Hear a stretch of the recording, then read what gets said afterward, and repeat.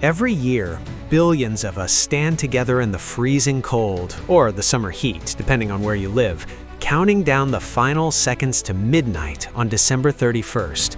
We pop the champagne, hug our friends, and welcome January 1st. But have you ever stopped to ask why? Why does the year start now, in the middle of a dark, cold winter for the Northern Hemisphere? Why not in spring, when nature is actually coming back to life? The truth is, for most of human history, January 1st was not the start of the new year. The date we celebrate today is the result of a messy mix of Roman politics, a pagan god with two faces, a confusing year of confusion, and a pope who deleted 10 days from history. Welcome to Simple Things Surprising Histories. Today, we're answering the question, why does the new year begin on January 1st?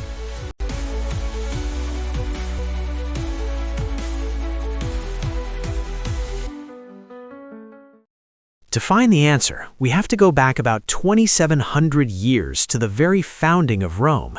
The original Roman calendar was actually quite strange. It only had 10 months.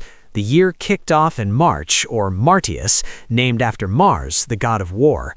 This made perfect sense to the Romans because March was when the weather warmed up enough for farmers to plant crops and for soldiers to go to war. The year ended in December, and after December, well, there was just nothing. A span of about 60 days in the dead of winter wasn't even given a name. To the early Romans, if you couldn't farm or fight, time didn't matter. This changed around 700 BC, when the second king of Rome, Numa Pompilius, decided that ignoring a sixth of the year was probably a bad idea. He added 2 new months to the end of the calendar, February and January. But here's the key. January was named after Janus, the Roman god of beginnings, gates, and doorways. Janus is famously depicted with 2 faces, one looking back at the past and one looking forward into the future. It was the perfect symbol for a new year. Over time, because of this symbolism, January was moved from the end of the list to the very front. But even then, the dates were a mess.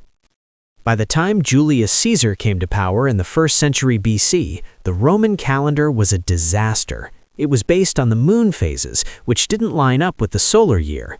The calendar had drifted so far off track that harvest festivals were happening before the crops were even ripe. Caesar had enough. In 46 BC, he consulted with top astronomers and completely overhauled the system. He introduced the Julian calendar, which was based strictly on the sun, not the moon.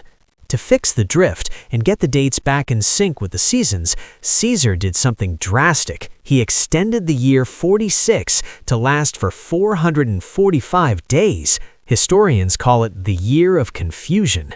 Imagine a year that just wouldn't end. Once the dust settled, Caesar officially declared that the new year would begin on January 1st. It was a firm administrative date, aligning the civil year with the consular year, the day new politicians took office. You might think that settled it, but history rarely moves in a straight line. After the fall of the Roman Empire and the rise of Christianity in Europe, celebrating the new year on January 1st was seen as a bit too pagan. It was, after all, a festival for the god Janus. So, in the Middle Ages, the Church abolished the January 1st start date. Instead, different countries chose dates with religious significance.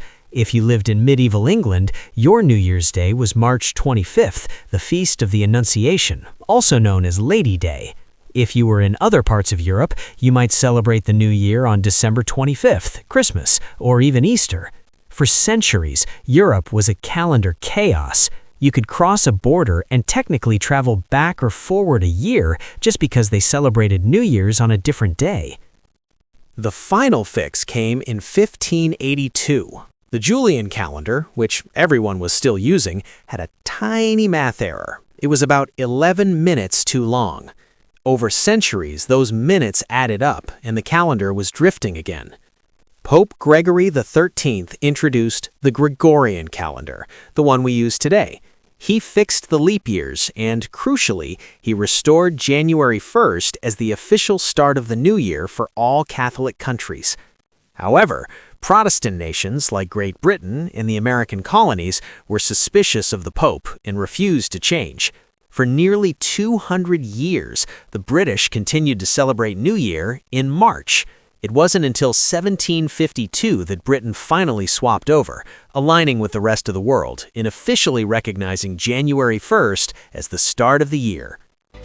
So, when the clock strikes midnight this year, remember, you aren't just celebrating a date. You're celebrating a Roman god of doorways, a solar reform by Caesar, and a 16th century pope who finally got everyone on the same page. If you enjoyed this journey through time, please hit that like button and subscribe for more stories hidden in plain sight. Happy New Year, and see you in the next video.